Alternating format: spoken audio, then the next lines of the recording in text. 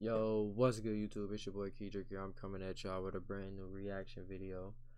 This video, as you can tell by the title, is a little different. I'm going here and reacting to this video called The Entire Story of Regular Show in 70 Minutes. So it's going to be a little long video. I got my boy right here up here with me, JonahReacts. Go ahead featuring me with this video. Yo. You already know. Yes, sir. Got us up in here. He going to be in this bitch react to it with me. We both want to go ahead and react. Y'all make sure y'all go sub to bro channel, hit that comment, like, hit that noti bell. You know what I'm saying? We finna get up out here. We grinding all 2024. So without further ado, let's go ahead and get right into it, man. If you're a regular show fan, go ahead, sit back, kick your feet up, get you something to relax with, because this gonna be a long one, but hopefully a good video. Let's see what they talking about.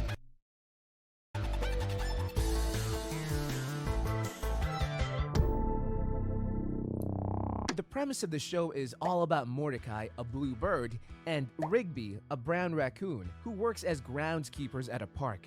Throughout the show, we see them try to keep themselves busy, form relationships, and get on everybody's nerves, basically all the time. Also, fun fact, apparently the show takes place somewhere in California, as seen on Mordecai's license plate. Some familiar faces that will be seen either throughout their park or in their limited social life are Benson, a gumball machine who manages the park and frequently gets upset with Mordecai and Rigby. Yeah, if you don't know, I love this show. I ain't gonna lie. Like, as a childhood growing up, this was my favorite show as a kid. You feel me? As a kid, regular show, I know everything. Jonah can vouch. I know all the regular show shit. Let's add all this shit. No bad. No cap. Regular show's my shit. I know Jonah grew up watching that shit too. I'm pretty sure some of y'all watching this grew up watching this too. Yeah. Pops, a kind yet strange old man who resembles a lollipop. He's the adoptive son of the man who technically owns the park and is seen there often. Muscle Man. This dude annoyed the bonkers out of me when I was younger. He's a green guy who likes to make "My mom" jokes. Like Mordecai and Rigby, he's a groundskeeper of the park, and his best friends with High Five Ghost.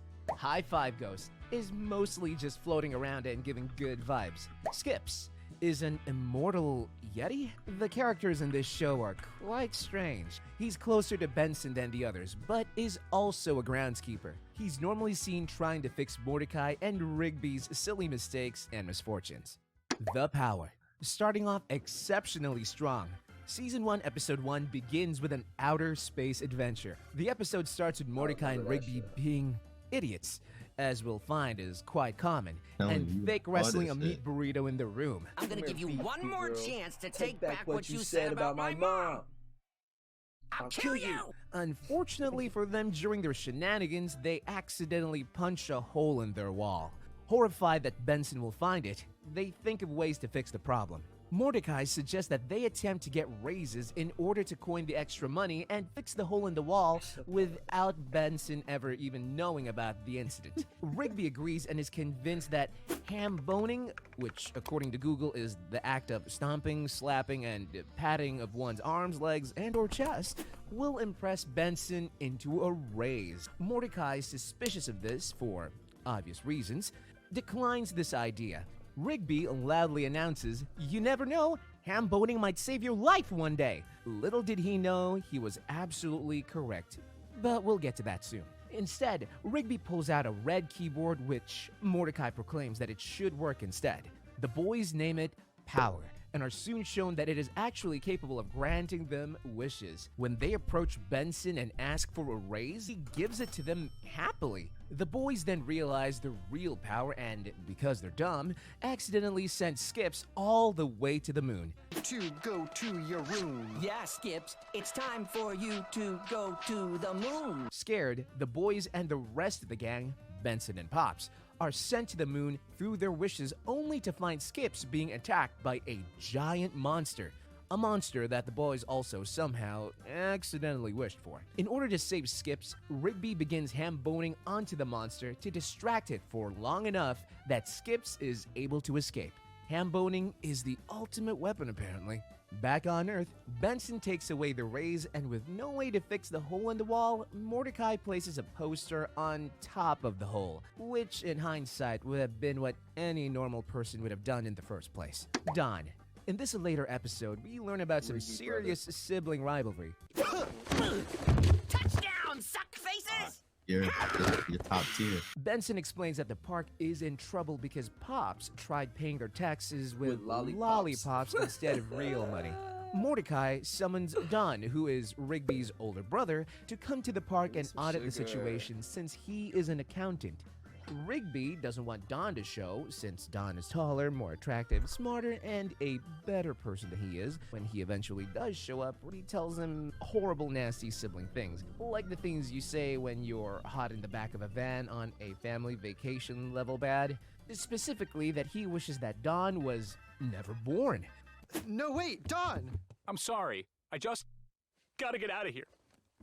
Rigby then tries his best to audit the park himself, but ends up screwing it up, since he has no accounting knowledge, and the park slowly starts to disappear. Mordecai forces Rigby to make amends with his brother in order to save the park, and when confronted, Rigby explains to Don that he feels as though he outshines him in every aspect of his life. So much so that people assume that Don is the older brother when he is in fact younger than him. Don apologizes to Rigby for making him feel that way, and the two reconcile. Aww. If you say your mom, you're fired! My mom! Get out! Don goes back to the park to fix the audit, and the episode ends with the two brothers being much closer than before. Mordecai and the Rigbys. We learn a little about Mordecai's first love interest, Margaret, in this episode. This episode begins at the coffee shop where Mordecai and Rigby try to look cool with fake band t-shirts that they printed out. Order the shirts! Order the shirts! Oh yeah, t-shirts. Margaret notices these shirts and tells the boys about an open mic night where multiple different small bands I need one perform. of those. In order not to look absolutely lame, Mordecai and Rigby are determined to learn how to become an actual band before their performance. They look for help from their future selves, who are somehow famous musicians. Their future selves show them all that they know, but never actually show them how to play.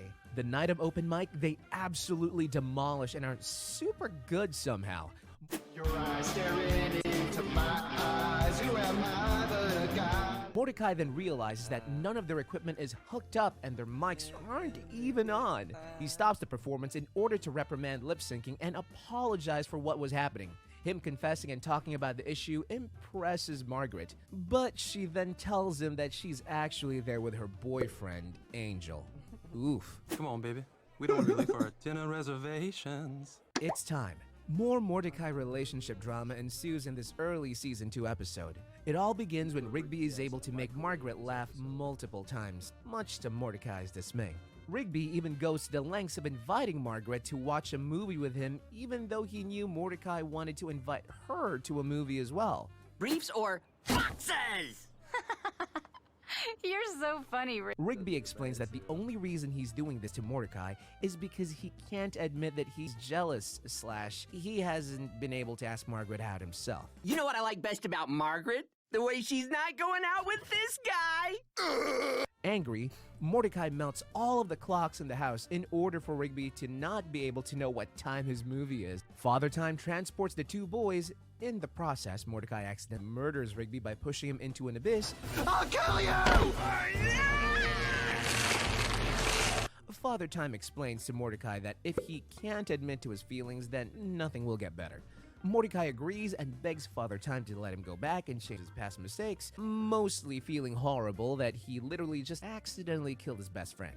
Father Time agrees and he is sent back to them still at the coffee shop. He decides to go to the movie with Rigby, and when Rigby asks Mordecai if he's jealous that he can't make Margaret laugh, and Mordecai can't, Ha! Looks like you got a latte on your plate?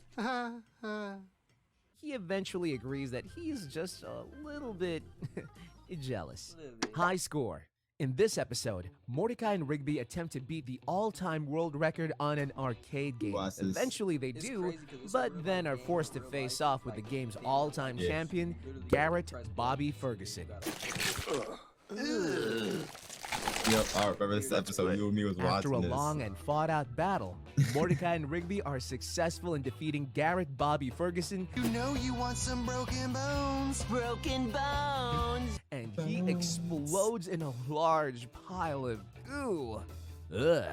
Benson Be Gone. In this later episode, Benson goes rogue. Well, not really. Benson gets in trouble with his boss and is blamed for Mordecai and Rigby's shenanigans. My car! Typical Mustang. His boss introduces them all to Susan, who appears to be a human with blonde hair.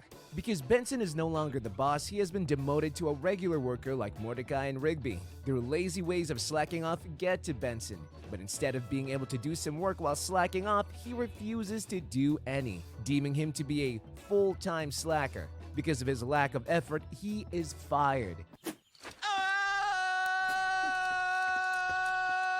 Benson only decides to get his life back together when he runs into a homeless man that explains how he used to be the manager of that park before Benson, but was fired for being a full-time slacker. His encounter with what could be his future self freaks Benson out so much that he gets his old personality back and is determined to take back the park. Upon his return, he notices that all of his old workers are now little clones of Susan, not able to do anything for themselves and all following her direct orders. Benson eventually is able to get through to them. He orders Mordecai and Rigby to relax and play video games, which turns them back to normal. Angry, Susan turns into a giant monster, but is defeated once the homeless man that was seen before takes over their boss's limo and drives it into Susan. He sacrificed his life to essentially save Benson from his own sad fate. Benson then gets his job back and for the first time in the series lets Mordecai and Rigby slack off, mostly because he's just relieved to have his job back. Temp check. This later episode begins with Rigby not wanting to do any of his work anymore. Let me guess. You like pyrotechnics? No, but I do like this. He hires someone he meets off the street named Doug, who is desperate for money to do all of his chores for him. It isn't long until all of his friends like this new person a lot, however, and they even start referring to him as Rigby. Hi, I'm Rigby, and I got me a meatball sub. Rigby confronts Mordecai about this, and he says that he legitimately can't see a difference between them anymore. Rigby gets in a fight with Doug, and as the two wrestle, his friends realize that the two look identical, and they can't seem to tell which one is the real Rigby. They ask a series of questions, and Doug ends up winning. Mordecai gives him a hug.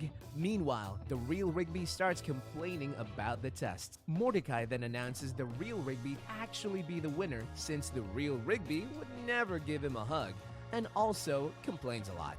After the police are called, they find that Doug's real name is Doug the Doppelganger Shablowski, and he has been scamming people from all around. Unbelievable! Bro's a swiper. Hey, Mordecai, want to make an easy $10? Do me a solid. A game of solids goes rogue within this episode. It starts with Mordecai and Rigby asking each other to do normal solids. Do me a solid and change the channel? Like getting lemonade and things of that nature. Later that day, Eileen asks Rigby out on a miniature golfing, to which he only agrees if Mordecai is able to go as well. But with Margaret, Rigby is doing Mordecai a solid, but in return he asks for 10 solids. Wanting to hang out with Margaret, he agrees. But the date is basically a bust since Rigby makes him do so many random things since he owes him so many solids. It needs to cool down. The last solid Mordecai refuses to do, which causes mass destruction, and the universe basically starts splitting apart until he finally gives in and does it. Whatever it was very bad, and Rigby recorded it. Mordecai disowns him as a friend until Rigby eventually breaks the tape in half that had the video recorded on it, and all is well within their friendship by the end of the episode. The only bad part about this whole situation is Margaret reveals to the group when the world was falling apart that the only reason to go on the date was to do Eileen a solid, meaning she didn't want to go on a date much like Rigby. This hurts Mordecai's feelings, as it should, and causes him to finally give in the first place. First day. Fun fact alert, this episode is actually a prequel and is a remake of the pilot episode that never aired in the US. It shows how Mordecai and Rigby first got the job at the park. The episode begins with Mordecai and Rigby finding Benson's posters that are desperately begging people to come to work as groundskeepers for the park. They take up the offer and are hired by none other than Pops. Later in the episode, the two are fighting over who gets to keep a cool chair that they like that Pops and Benson are planning on throwing out. This is the most uncomfortable chair I've ever sat in. They decide to play rock, paper, scissors to see who gets to keep it. Benson notices the boys playing and tells them to stop because it's an evil game. The two don't stop and continue to get tie after tie. 99 times in a row! All of a sudden, a They do loud side voice bets. appears inside a black hole and yells at the boys for their continued ties. The black hole starts sucking up everything. This show really got like small hints of like adult things. Like that was just them basically gambling. No bap, yeah. You feel me? Gambling. Everybody. They over here waving the money. He said 99 times in a row. And attempting to suck up everybody.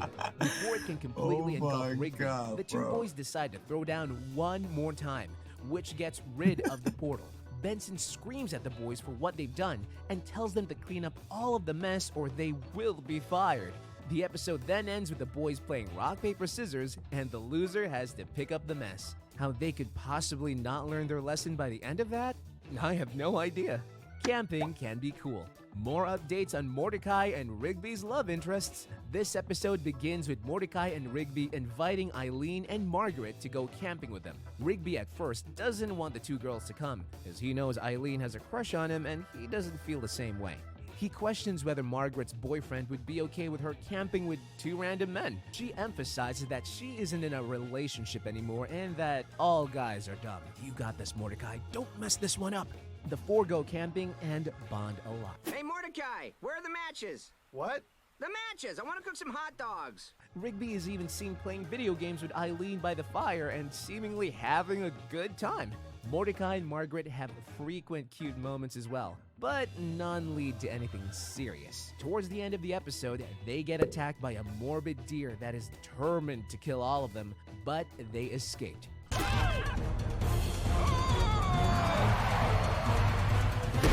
The four end off the episode happily reflecting on how much fun they had camping together.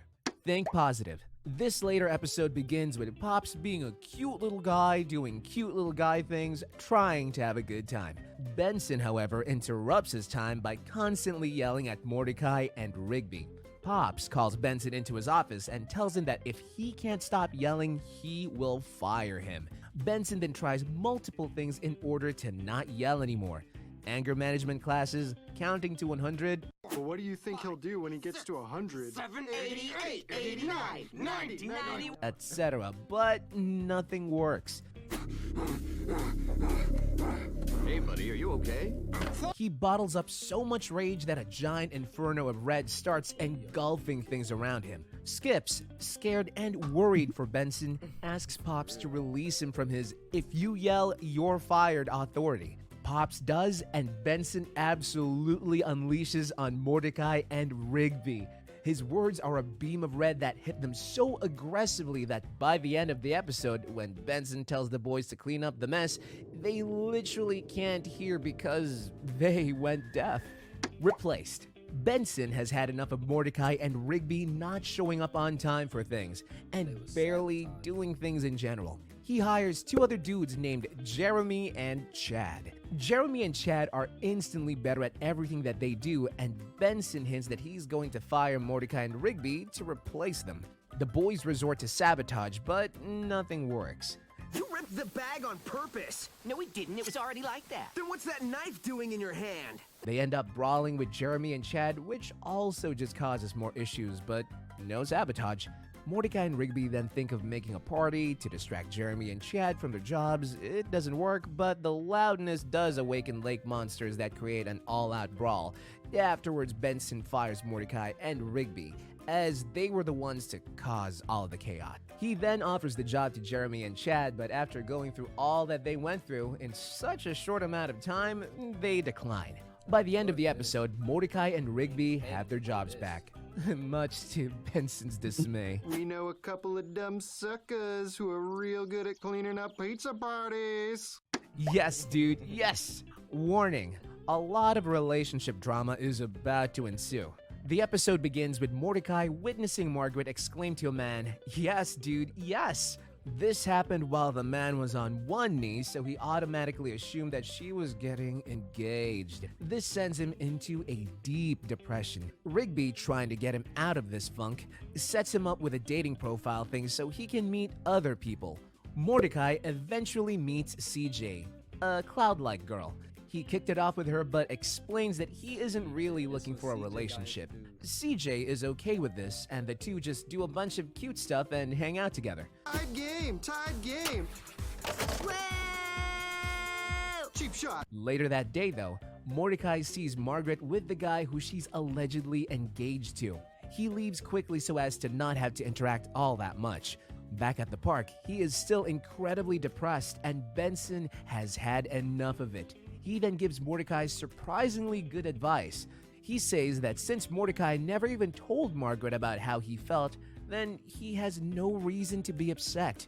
And that if he actually wants closure within their little fling, then he needs to confess to her how he feels. Mordecai then goes to the coffee shop in order to do just that. When he finds out that the boy she was engaged with was actually her cousin, who was an amputee who just got fitted for a new prosthetic. Margaret screamed so loud when I told her. She was all, "Yes, dude, yes!" To make matters worse, CJ was there to witness Mordecai's confession and instantly became jealous, turning into a storm cloud and wrecking the inside of the coffee shop. Margaret then gets jealous that Mordecai was hanging out with a different girl, and by the end of the episode, he ends up getting rejected by both of them. Ooh, that must have stung. You want to go to the movie? Nah, I'm over it. Oh, what? Fancy restaurant. In this episode, Mordecai and Rigby are tasked with helping Muscle Man become fancy before his date with Starla and her family. The episode begins with Starla telling Muscle Man that it's time to take the relationship to the next level. Whew, Muscle Man must be finessing that bag. She tells him that she wants to take her parents on a fancy dinner date. Muscle Man makes a reservation at a restaurant but is terrified because he doesn't know how to be fancy. Mordecai and Rigby then teach him how to be more fancy. How do you feel? Fancy. I can't do this. The dinner ends up going horribly, and they have to leave. They go to Muscle Man's favorite chicken wing restaurant instead. Surprisingly, both Starla's father and Muscle Man throw off their shirts and start screaming, "Woo!" together. A match made in heaven, I suppose. Bad kiss. Mordecai is silly. This episode begins with Mordecai and Rigby out in a park with Margaret and Eileen. Mordecai forgets his wallet in Margaret's car. Margaret shows up to help him find it, and they end up kissing. The only issue is she thinks his breath smells bad from the hot dog that he had eaten earlier. He's so embarrassed that he and Rigby find a time machine, go back in time, and attempt to prevent him from eating smelly foods. Come on, they're really good. Here, take a couple. Dude, quit it. Just take out. Stop. They also try to get past Mordecai to use mouthwash, but he refuses and gets frustrated with future Mordecai's story. Hey, baby, can you help me find what I'm looking for? Okay. Dude, quit it. They eventually get back to their respective time frame and destroy the time machine. Mordecai is back in the car looking for his wallet. Realizing what's about to happen, he quickly finds his wallet before Margaret can kiss him. The episode ends with Mordecai never getting his kiss, but at least didn't have a bad one. Exit 9B. This two-part special begins with Thomas, a goat-like humanoid, showing up at the park to start his job. He can't find anyone until he hears loud screams from outside the house. He runs out in terror to find a strange man with a beard shooting red lasers at everybody. The only two that are able to escape are Mordecai and Rigby, who only barely make it out by using their time machine device. Scene in Bad Kiss, in which we already went over. The two end up zapping 2 months into the future, where they notice all of their friends have been brainwashed, presumably by the red lasers seen before. The park is set to be demolished in order for the new highway to be put in. Mordecai and Rigby, however, have a paper that can technically make the park a historical landmark, nulling it out and protecting it against demolition by the city. The only issue is that in order for their document to work, they need every member of the park to sign it. They go around town and find their old co-workers, and they are able to jog all of their memories. Except for Benson. As stubborn as ever, he refuses to regain his memories and sign the paper. It is then revealed, after Mordecai and Rigby are captured by the strange bearded man, that the man is actually Garrett Bobby Ferguson Jr., the son of Garrett Bobby Ferguson, the man from Season 2, Episode 7's High Score. He explains to Mordecai and Rigby that Exit 9B is only a revenge tactic for them, stealing his father's world record high score. Skips comes to the rescue with a bunch of allies to the park in order to save Mordecai and Rigby. A huge war ensues. Towards the end, Mordecai and Rigby are able to run, brainwash Benson by being idiots and making him pissed enough to remember their old shenanigans. Benson signs it and the gang thinks that it's all over until they realize that Thomas too has to sign it, even though he had just started working there that same day. After much resistance, caused by Bobby Jr., the papers are signed and all is sent back to normal. Thanks, guys. Does stuff like this happen all the time? Oh, yeah. Guys' night. This episode isn't important at all. I'm only including it because I find it hilarious that in order to be cool, Pops tries to beat the boys in a milk chugging contest. Like, what is even happening? Not to break the fourth wall or anything, but one of the female writers says, is this actually something that happens at guys' night? I must know. And I'll tell you right now, no comment. Guys' night. TGI Tuesday. The amount of times people bash parties on Tuesday in this episode is crazy. Have I ever partied hard on a Tuesday? No, not necessarily. Would I? Yeah, probably, I think. Leave a comment down below if you've ever partied hard on a Tuesday. Anyways, this episode begins with Mordecai. You've ever partied hard on a Tuesday. Anyways, this episode begins with Mordecai, Rigby, and Eileen deciding to throw Margaret a party, since she's going to be busy most weekends since she must study to get out of junior college. We've all been there, Margaret. We feel ya. The main issue the three run into is figuring out where to throw the party. Ain't nobody in this town gonna hold a party on a Tuesday. You hear me? Nobody! After running into Benson and learning about how he wants to close up the ballroom that is on park property, they decide that's exactly the place they could use. They start to fix it up only to realize that their stuff keeps getting messed up again. Several ghosts then reveal themselves and explain that the ballroom is theirs. You see, in 1985, we threw the best party ever right here in this ballroom. And the only way they could leave is if they were beaten in a dance battle. Cut to an epic battle that follows. The ghosts win against Mordecai, Rigby, and Eileen. Mordecai gets annoyed because the ghosts just did the same dance moves over and over again. This is when they all have a deep conversation, and it's revealed that the ghosts were holding a similar party, like the one Mordecai wants to throw for Margaret. But before their party could be held, they died because they partied too hard before their friend could even show up. Mordecai explains their situation and the ghosts agree to help them out. When Margaret arrives, she's super thankful and assures them that she isn't going anywhere, but that the party was a super sweet idea. The episode ends with her and Mordecai slow dancing. At this point, I can't decide if I'd rather have Mordecai go for Margaret or CJ, but I guess we'll see what happens. Family barbecue. This later episode begins with Mordecai being invited to Margaret's family barbecue. Eileen warns Mordecai that Margaret's dad refuses to shake any boy's hand that she brings home, which only makes Mordecai want to shake hands with him more. After meeting Mordecai's mother at the barbecue, Mordecai is introduced to her father, Frank. After failing multiple times at getting a handshake, it is then revealed that the only way he would give a handshake is if the person beats him in a cannonball contest. Why is the front like that? That's the back. Maybe I'll skip the pool. Mordecai agrees and is quite stubborn.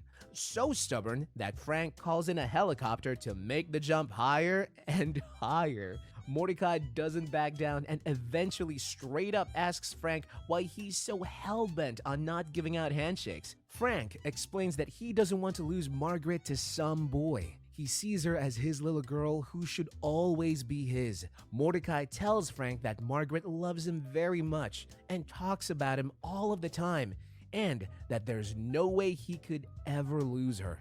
This touches Frank's heart, and he asks the pilot to lower the helicopter back down. All of a sudden, the helicopter loses control and Frank flies out. Mordecai grabs a parachute and jumps after him. Frank questions why Mordecai would try and save him given how mean he's been to him.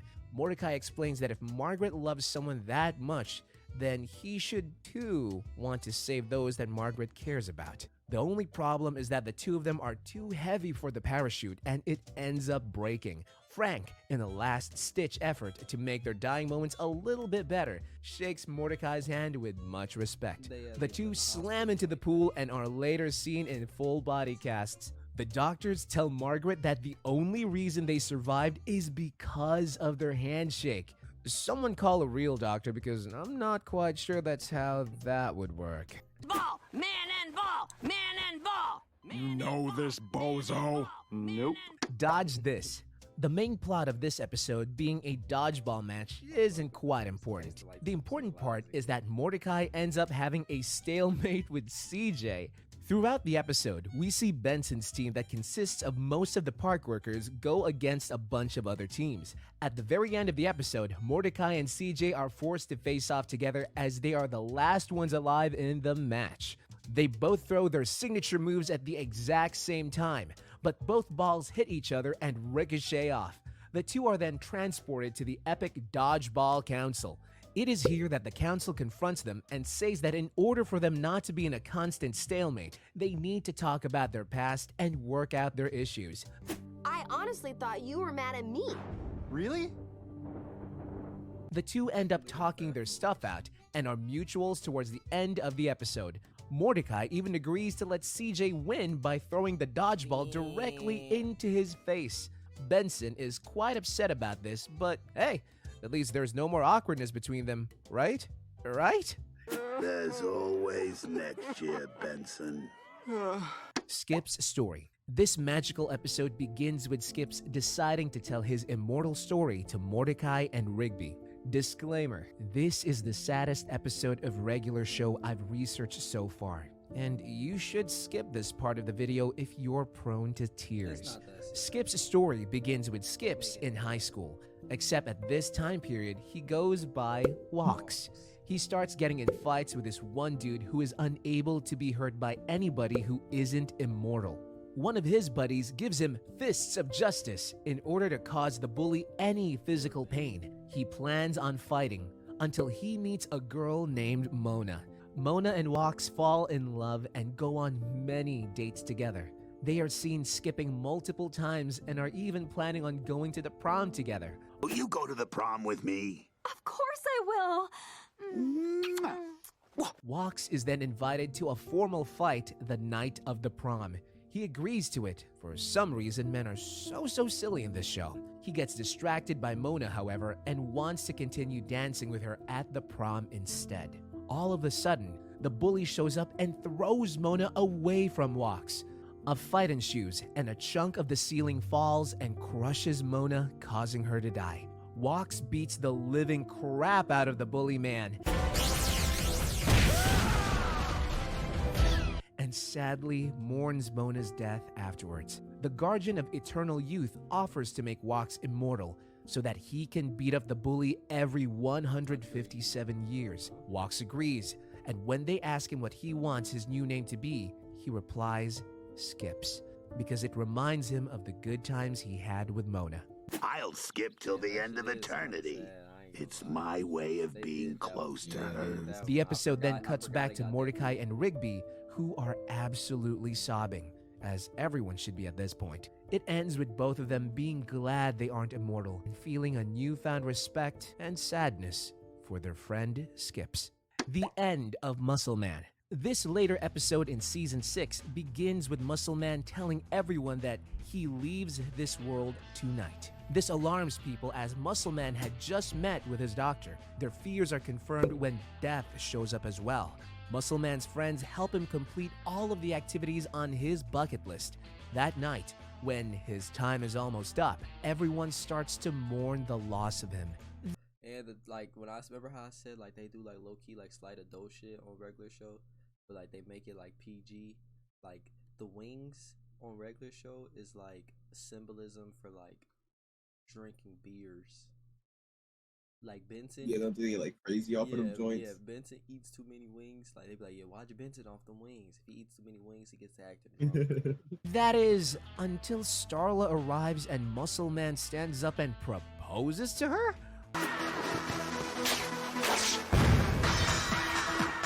Whoa. Recap time. After Muscle Man presumably died, he revealed that he himself didn't die, just the Muscle Man part, leaving him to just be Mitch. He figured that Starla would rather just have Mitch, as Muscle Man is kind of childish and goofy. Starla, however, tells Mitch that she declines his proposal as she fell in love with Muscle Man, not Mitch. Muscle Man happily reverts back to his old self and proposes again, this time with Starla agreeing. Everyone at the park gets pissed off because they all thought Muscle Man was literally going to die. I blew 12 grand on you today! This is the main reason why they did all of his bucket list activities and things like that. They questioned him about why death showed up, and he explained that he summoned death so that he could get his great-grandmother's ring. They also questioned him about seeing the doctor right before he made his big announcement, to which he explains that he went to see if he was in good enough shape to get married. The real Thomas. This shocking two-part thriller begins with none other than Rigby finding out the truth. The ironic part is, because Rigby's the one who found out the truth, nobody believes him until it's too late. The episode begins with Rigby hearing loud arguments outside the park house. When he goes to investigate, he sees what looks to be Thomas in a dark outfit fighting another man. Hey, what's going on, man? Not much. Is that dude okay? When Thomas sees Rigby, he knocks him out. Rigby wakes up the next day in his bed as per usual. He questions Thomas and is super suspicious of him, but he isn't able to catch anything out of the ordinary. He tells Mordecai and the others about his suspicions, but nobody believes him. That is, until they open up the pantry and 2 more Russian spies fall out. Eventually, they're all captured. Benson, why don't we finish this conversation somewhere more public? Benson's date that he had been on that was mentioned previously in the episode ended up being the leader of the spies. Thomas is also revealed to be called Nikolai and is referenced as Nikolai for the rest of the episode. Nikolai explains that he grew up in Russia and became a government spy after he was abandoned by his parents at a young age. Russia's spy program then set out to different parks located in the US so that they could in turn make their parks back in Russia better. Apparently, Russian parks were the laughingstock of the world because they were so bad. Nikolai then reveals the final part of their plan, which is to launch the park and fly it to Russia's motherland. He sets off detonators that break the park from Earth's surface, and he had apparently placed them in engines/levitation devices in order for the park to be able to fly. During their flight to Russia, Nikolai learns of hidden plans created by the Russian government to attack the US with missiles. Nikolai doesn't actually want to hurt anyone, especially not his friends from the park. Nikolai then expresses to the boys that he felt like an outsider at the park since he was just an intern. The boys apologize for making him feel that way, and that, although he is boring, they had a good time together. Thomas, go get us more chips at the store. Fine.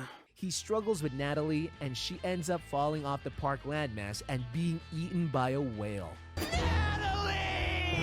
Dude, she tried to kill us. Nikolai returns to the park and is offered a full-time job by Benson.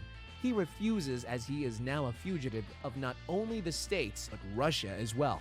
Rigby ends the episode by saying, "Nikolai, you'll always be Thomas to us." Aw, how sweet. Merry Christmas, Mordecai. Buckle up for some relationship drama, my favorite episode. So, Mordecai and CJ are dating now according to this episode. Sorry y'all, but I'm not going to talk about every single episode that he and his relationships form. Anyhows, the episode begins with Eileen inviting Mordecai and Rigby to her Christmas party. All is well until she reveals that Margaret is also going to be there. Mordecai starts freaking out. He's happy with CJ, but the way he left things off with Margaret is also awkward. He also hasn't told Margaret about the fact that he's with CJ now. Mordecai? During the party, CJ realizes that the reason Mordecai has been acting so weird is because he's worried about bumping into Margaret. CJ gets a little skeptical, but Mordecai reassures her that all is well and he's super happy with her, and is glad that he's with her now. I don't feel that way about her anymore. I'm with you. That's all I care about. CJ is seemingly satisfied by this answer and goes to the bathroom. Awkwardly enough, Mordecai runs into Margaret during this time, and they start going over their history together, and he explains that he's in a new relationship and that he's super happy. Margaret is also happy for him, although the tensions are high and they start reminiscing about old times together when all of a sudden they realize that they're kissing. What the actual heck? CJ sees it happen. She storms out of the party. Literally. Get it? Because she's a cloud. Mordecai runs after her, but she's already driving away. He goes to pull out his phone to call her, but can't find his phone anywhere. He goes back into the house to look for it and notices all of Margaret's stuff in boxes in Eileen's spare bedroom. After questioning what all her stuff is doing there, Eileen reveals that Margaret is moving back in with her while she finishes her degree. Is it just me, or does Margaret need to stay far, far away? CJ and Mordecai were perfectly happy before she came back. Sad sex. Don't worry, folks, the drama continues. The episode begins with Mordecai desperately trying to mend things with CJ, but nothing seems to work. He takes a lot of advice from Sad Sax Guy, who gives terrible advice. Everything he told Mordecai to do backfires horribly and doesn't work out.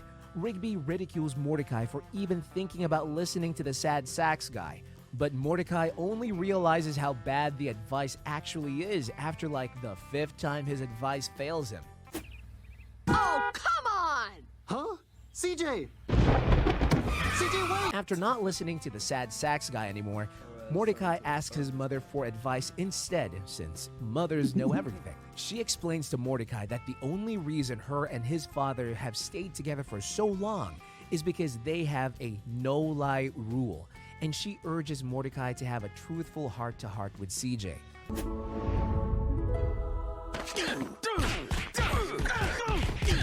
After almost losing his literal life to set up a cute message for CJ, Mordecai gets her attention and they talk. Mordecai goes in depth about how he and Margaret were together for a while, and that seeing her at the ugly sweater party rekindled a lot of old feelings that they both shared, and they kissed on accident. CJ accepts his apology since she knows it's the truth. They kiss under the mistletoe, and all is well. No great double date. In this episode, Margaret lies to CJ and Mordecai and tells him that she has a boyfriend.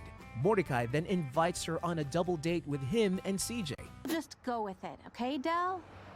I think I love you. See, acting, just like that. Towards the end of the episode, Margaret is forced to tell the truth, which is that she doesn't have a boyfriend. She only said that because she still has feelings for Mordecai, but didn't want to make things weird between him and CJ's relationship. This obviously upsets CJ, which causes a rift in her and Mordecai's relationship. Good luck getting that bungalow in Connecticut by yourself. I'm keeping the kids. Dumped at the altar. At this point, all of Season 6 is actually just relationship updates. Not to completely ignore Rigby and Eileen, but they've also been dating for a few months at this point. This is revealed during this episode. Rigby hadn't told Mordecai for so long because he didn't want to rub it in his face that his relationship is fine and easy while Mordecai has had so many issues. Anyways, this episode begins with Mordecai confessing to Rigby that he and CJ have still been awkward ever since Margaret confessed her feelings towards him.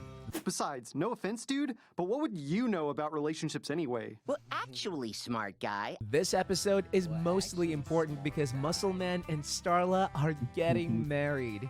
We love to see some people be happy and content. If only Mordecai could learn a lesson or two from them. At the wedding, Mordecai is asked to read Muscle Man's dad's letter because Muscle Man is too emotional for it. The letter is about following one's own gut. In any relationship, it's normal to have doubts. Mordecai then steals the spotlight and tells a long speech about how he needs to follow his gut, and he doesn't even know if he has a soulmate as nobody completes him that way yet. Angry, CJ storms out of the wedding. You didn't even point in my direction. CJ! The two talk and agree to take a break. Mordecai might be the worst dude at figuring out relationship issues, and I've seen some pretty stupid men in relationships before. When confronted about how horrible his speech was, Mordecai responds with, "I'm not good at these things." Clearly. The Dome Experiment. This later Season 7 episode gets wild, so buckle up and get some popcorn. The episode begins with Benson explaining to the group at the park that the city is going to put a dome over the park for a month at a time throughout the year to run experiments on it and create a secluded ecosystem. Benson is very hell-bent on the fact that it's starting tomorrow, but the dome dropped while he was explaining the situation. Benson calls Mr. Mallard, the owner of the park, who tells Benson that he must have gotten the dates wrong. However, one thing about Benson is he never gets the dates wrong. Benson gets super suspicious because of this and even feels as though his backup mail that he prints has been tampered with. He says the paper is thinner than the paper he uses to print things. You were wrong about the date. Now can you please just help us? We really need leadership right now. Benson decides to leave the group and investigate for himself. He finds a smaller dome within the dome with lasers and flying robots and things. As soon as the scientists inside notice that he sees them, they knock him out and relocate. Benson goes back to the group at the park house and finds that they've completely conformed to their situation. Those aren't for eating, they're for planting, dude. Oh, that explains why they're unsalted. They started a garden and High Five Ghost is their new boss. Benson doesn't care about any of these things because he's really only worried about proving that he didn't get the date wrong. He takes everyone to where he thought the dome was, but it's gone. Everyone thinks Benson is losing his mind, which only sets him off more. He then goes into the woods and fends for himself, learning how to shoot a bow and arrow, growing out his beard, and thoroughly stalking the little dome. He infiltrates the little dome and finds blueprints and papers showing the real motive of the dome experiment, which is to send the dome into space. Benson is completely blind to this, however, and continues to prove that he didn't get the date wrong for the dome dropping. The lead scientist enters the room Benson is in and introduces himself as Dr. Dome. After a brief conversation, Benson finds out that the dates were tampered with. The scientists realized that Benson was literally only worried about him messing up the dates, and he had not put together any of the other information he found, nor did he know about the dome going to space. The data isn't as compromised as we initially thought. Yeah, wait, what are all these blueprints for? They knock him out again. When he awakens, he seems to be in the park house, but in reality, he's surrounded by a bunch of scientists who are just dressed up as his friends. Ah, tell us more, sir! Sir? What did you call me? Benson quickly realizes this and escapes. Meanwhile, his friends are also looking for him as he's been gone for a long time. A scientist with a fake puppet tries to calm them down by telling them that he actually did get the date wrong and that he apologizes. Obviously, they realize this is not the real Benson and question the scientist as to what is actually going on. The real Benson arrives on a flying motorcycle that he stole and tells everyone that he was right all along and that they never should have doubted him. They all hop on the bike and are determined to gain back their free dome. An epic battle ensues and the park residents are finally able to escape. They are confronted by military vehicles and army tanks, one that consisted of Mr. Mallard. They question why the dome was put there in the first place, and he gives them BS answers until they are satisfied. He also tells them that he did switch the dates, which was literally the only thing Benson cared about. And the episode ends. Jim Blonsky. Rigby finally graduates high school. The only class Rigby didn't pass Damn, this was makes me want to watch this PE, shit again. which he doesn't even remember why he didn't pass it in the first place. He goes back to high school to take it again, but runs into his old nemesis, Jablonski. Jablonski is his long-term substitute gym teacher, and he makes Rigby's life, well, hell. Once a loser, always a loser. Rigby eventually challenges him to a food racing competition. Rigby wins this, and Jablonski admits that he feels like a major loser, especially since he's a long-term gym sub. Rigby cheers him up and tells him that they've both matured. Jablonski respects these words and passes everyone in the class. Rigby's graduation day special. You need to watch this. The end of season 7 is a 30-minute long special. Rigby is finally graduating college. He's asked by a TV show to make an epic speech so that they can record it and post it. Rigby at first doesn't want to do this, but is told by his dean that if he doesn't, then he might take away his graduating rights. Throughout the episode, Mordecai is seen getting more and more annoyed with Rigby. Hello! Class? It's only when Rigby runs off his graduation stage in fright that Mordecai explains to him what's been going on. Mordecai has always been a better person than Rigby. He's usually smarter and knows more about the world. He felt angry that with Rigby graduating high school, that they would be on the same playing ground. He apologizes as this isn't fair to him to think. They make up. Not to get emotional or anything, but something I appreciate a great deal about regular shows is how real the characters are. I genuinely see myself multiple times throughout the show. It's honestly quite therapeutic to see these characters succeed and develop as people. Anyways, back to the goods. Mordecai then helps him with his speech, and when Rigby delivers it, Let my success today lift you up so that you too can do great, hard things. everyone is impressed. All of a sudden, the park residents are told that they need to head back to the park imminently. Once there, they receive a message that says that they can finally fully complete the dome experiment if they press the red button inside the park. They all race to go hit the button, but when they do, they are rocketed up into space. Eileen is then seen coming out of the park house with a celebratory souffle that she made as a surprise for Rigby, meaning she's also in space with all of them now. Once space day at a time. The beginning of Season 8 starts off right where Season 7 left off. The news explains that parks all around the United States have been blasted off into space. The park residents start wagging out, with Mordecai being the one to calm them down. They have a morning meeting where they go over all that they did before in the dome and decide to take it one day at a time. Several groups are given different tasks in order to help the group as a whole. Skips is in charge of finding cell service. Mordecai and Rigby are tasked with exploring the tunnels under the park. Pops and Eileen take note of their food supply, and Muscle Man and High Five Ghost find miscellaneous items that they can use. The groups get to their assigned tasks. Benson eventually finds Mordecai and Rigby, who didn't do much except find some of the machinery that was involved in the dome experiment episode. Also, I've got Eileen, and you have me. Benson screams at them because they've been goofing off while everyone else was working. All three go to the surface. The group has assembled a sort of cell service device, but it ends up malfunctioning and breaking down. Benson then starts to blame Rigby for them floating into space, and they get into a physical fight.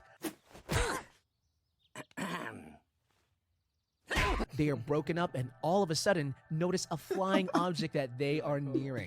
Skips uses his binoculars to identify the object, and it turns out that it was Skip's old car phone. After many struggles, the gang finally retrieves the car phone, but it only has one message on it: trust no one. They are all then engulfed by the shadow of a giant ship that flies directly over their dome. Cool brobots. Robots emerge from the ship that was shown at the end of the last episode. They tell the crew how to send their dome back to Earth, much to everyone's relief. However, Mordecai and Rigby are suspicious as the car phone told them to not trust anyone, and the robots are being extremely kind to them. You're being paranoid. Don't call me paranoid, it makes me paranoid! They sneak onto their ship and find that they are actually Reaper bots, who collect organic matter and sell it on the black market. Mordecai and Rigby attempt to warn the park residents back on their Earth slab, but nobody believes them. 1, Who says their pizza is better than Papa Quasar's? What? That is, until people from the space tree show up and start battling the robots with Mordecai and Rigby. At the end of the episode, the park dome is revealed to have a control room that was built inside of Pop's room. They use this to be teleported to the space tree. Welcome to space. The park residents are introduced to the people of the space tree, one particular person being Colonel, who seems to be the leader. He shows the park residents a short video explaining how they have been chosen to undergo a space experiment, where they are now able to travel the galaxy. Everyone is super excited about how cool it all sounds, except for Benson, who says he was forced into this program against his will, and he doesn't want to be away from his home planet. For once, I actually agree with Benson. I too would be quite frustrated. Benson, check it out. Cool pillows. Those pillows are not cool. Benson is so frustrated that he actually opts to go back to Earth using one of their space bots. Once back, he finds that his apartment has already been taken over by college students. His landlord didn't think he'd ever come back. He also is unable to find a job and ends up being homeless. His Earth experience is so incredibly bad that he wishes to be back on the space tree. He then opens his Earth pod? His horrible visions ended up all being a hologram of what could/would probably happen if he tried to go back to Earth. Benson decides to stay on the ship and everybody cheers him on. No, Benson, wait! You're making a mistake! I should have stayed in space! The key to the universe. This episode begins with Earl showing up. I am Earl from the tape. Now, who's ready to trade? Earl tells the park residents of Pop's grand feature and meaning in life. Essentially, Pops has an anti-Pops, and every 14 billion years or so, they have an epic battle. However, because they have the same combat capabilities, they end in a stalemate, which is shown to be much like the Big Bang. It completely destroys the universe they were a part of and creates a brand new one. Earl is said to be the trainer of Pops, but he claims that this time around, it doesn't have to end in the entire universe being destroyed. You make a nice foot stew. He starts to train Pops in non-traditional ways, basically just at-home chores. Funny Karate Kid reference right here. Pops goes wax apply, wax remove, instead of wax on, wax off when waxing the floors. Pops eventually has enough of this and claims that Earl is a horrible trainer and isn't teaching him anything new. Earl then gives Pops a fragment of the last universe, which transports him to his last battle. Pops sees all of his friends vanish and has a silly little mental breakdown. He runs away to his happy place, which is just a shack that he took all of his belongings to when his room got taken over as the control room in a previous episode. His friends arrive and tells him that it's okay to be scared. Earl then throws a lemon at Pops and tells him to catch it, except Pops is now able to catch the lemon with his mind. He also squished it with his mind as well. Okay, 11 from Stranger Things moment.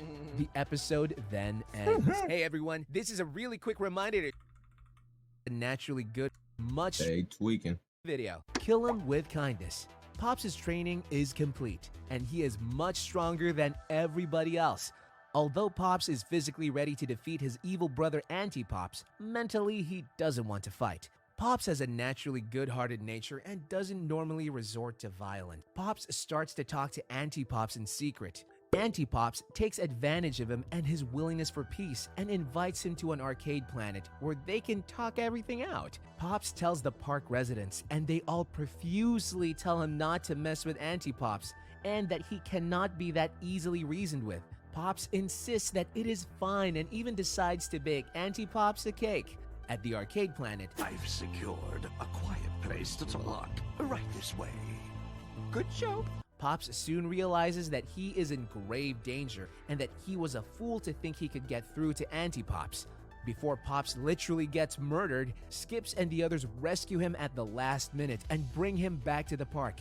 During their rescue mission, Fulfill your destiny, Pops. Get him to the rendezvous point. Earl gives his life for Pops and leaves the other park residents with one message: to bring Pops to the seer on planet Nielsen. Meet the Seer.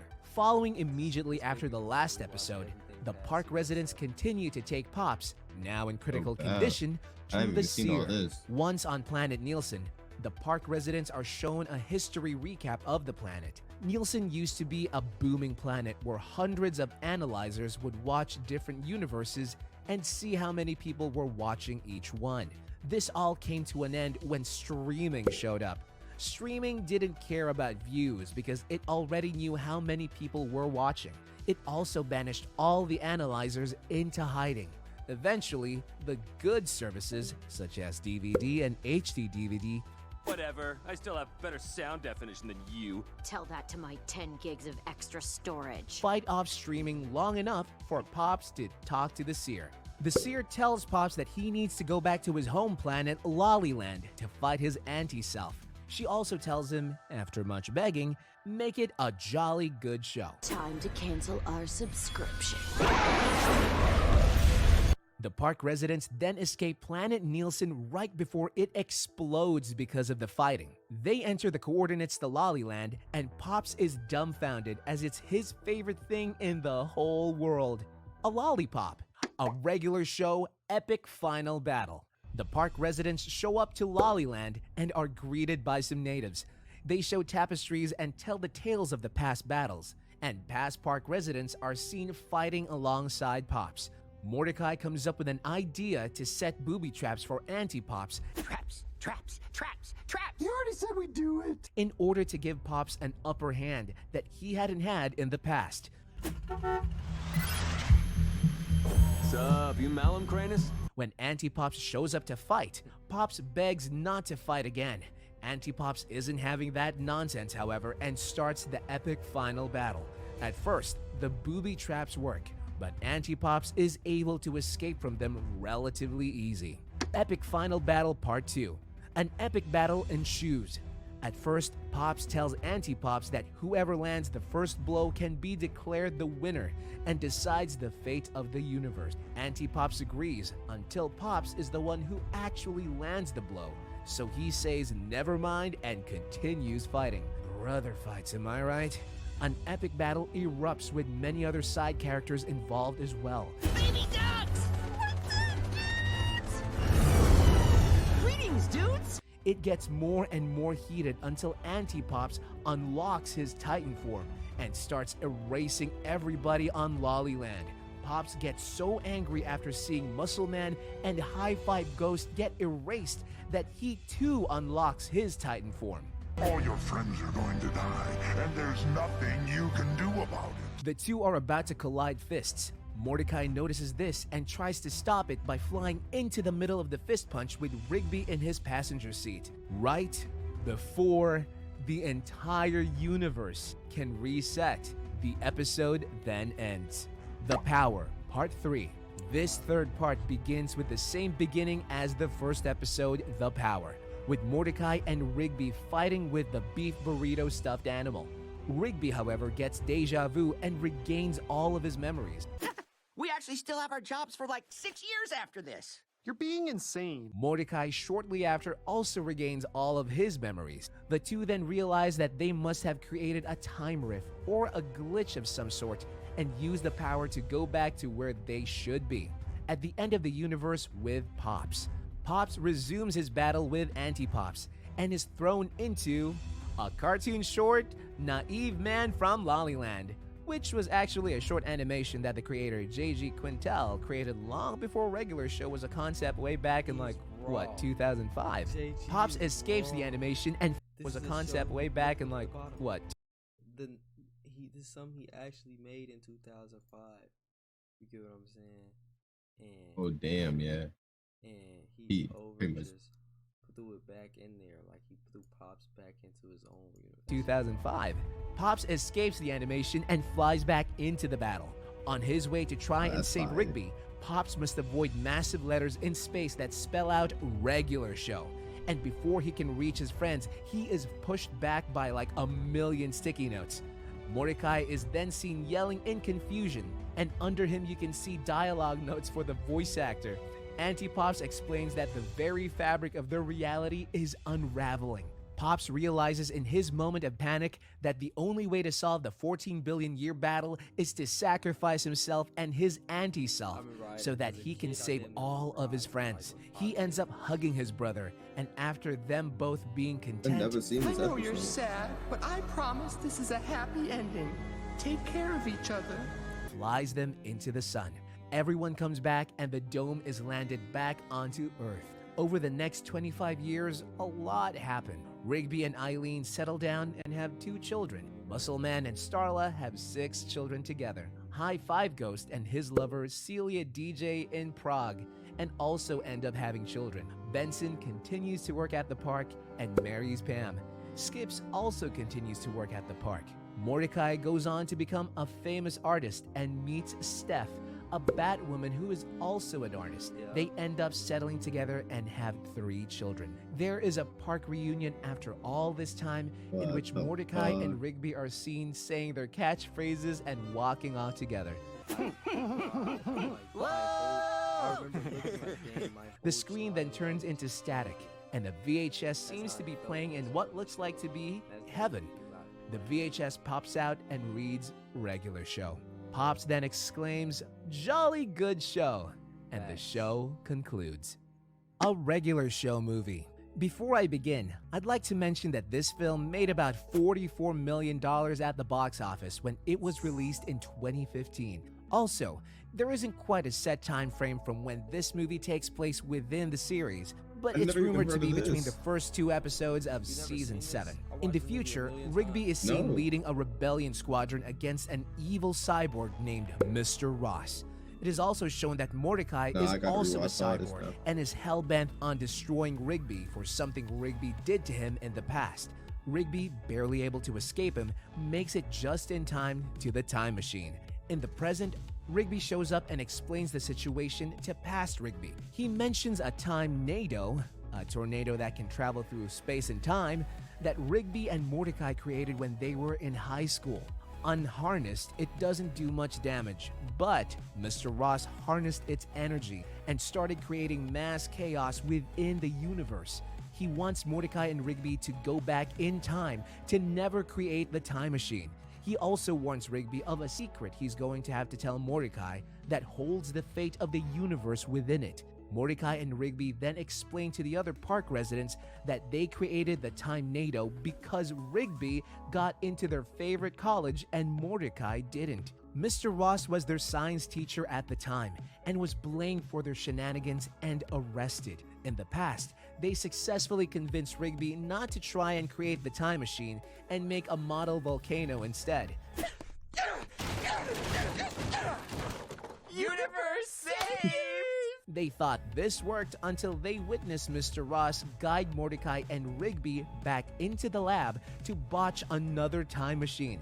They race to fix it but are blocked by Mr. Ross and future Mordecai. Mr. Ross then threatens Mordecai's life if Rigby doesn't spill his secret. Rigby then tells a horrible tale of how they were in high school. Mordecai got into university, but Rigby didn't want their friendship to end, so he messed up the letters and said that he got in instead. Ooh, bad move, bro, bad move. Mordecai lashes out and tells Rigby that their friendship is over. Mr. Ross then tries to kill Mordecai to further hurt Rigby, but future Mordecai sacrifices himself instead. Future Mordecai then tells present-time Mordecai not to side with Mr. Ross, even though he's frustrated, and he also gives him the keys to his time machine. Rigby, extremely hurt by Mordecai's words, runs away and even tries to do the bad thing we're not supposed to do. Fly me into the sun so I won't have to be so sad anymore. Fuel cells critical. He is then confronted by Father Time, who tells Rigby that he has tried everything except saying sorry to Mordecai. Rigby sets off to find him before it's too late. Meanwhile, the park residents are called to try and stop the time-nado since it's messing up Earth's timeline. The park rangers are then seen flying towards the time-nado, trying to stop it from continuing its current crazy time-destroying situation. When Mordecai goes solo to get onto the ship, Rigby flies into him and they crash together. Rigby chases after Mordecai and finds him held at gunpoint by Mr. Ross. Mordecai ends up charging Mr. Ross and they fight alongside Rigby. The battle isn't going their way, and Mordecai ends up falling with all of the plutonium that they were going to use to blow up the time machine. The two then are able to somehow push Mr. Robs off of the bridge, and the fall kills him. Rigby then apologizes sincerely to Mordecai and they reconcile. Rigby then decides to do the unthinkable and sacrifice himself to destroy the time machine. Mordecai doesn't let him do it alone, however, and walks the plutonium with him, claiming that he also wants a cool memorial statue when they both die. All of a sudden, Mr. Ross comes back to life. He has a weird thing on his back that allows him to go back in time 10 seconds if he ever dies. Never fear though, because Rigby pulls out some sick Star Wars moves and literally slices Mr. Ross's head off with a lightsaber. The two are then able to throw the plutonium into the time machine and escape. I'm sorry. That's all I've been waiting to hear. And that, my friends, concludes our full recap of the regular show. I hope you all enjoyed this video. Please leave a thumbs up. Man, y'all, that video was an hour and 10 minutes. I hope y'all really enjoyed it, man. This was a good video to react to. Go ahead, subscribe to my boy Jonah's channel, you know what I'm saying, his reaction channel and his vlog channel. Both of them links will be in the description. Leave a like, comment, and subscribe if y'all like this video. Hit that post notification bell. It's been your boy Killer, and I am out.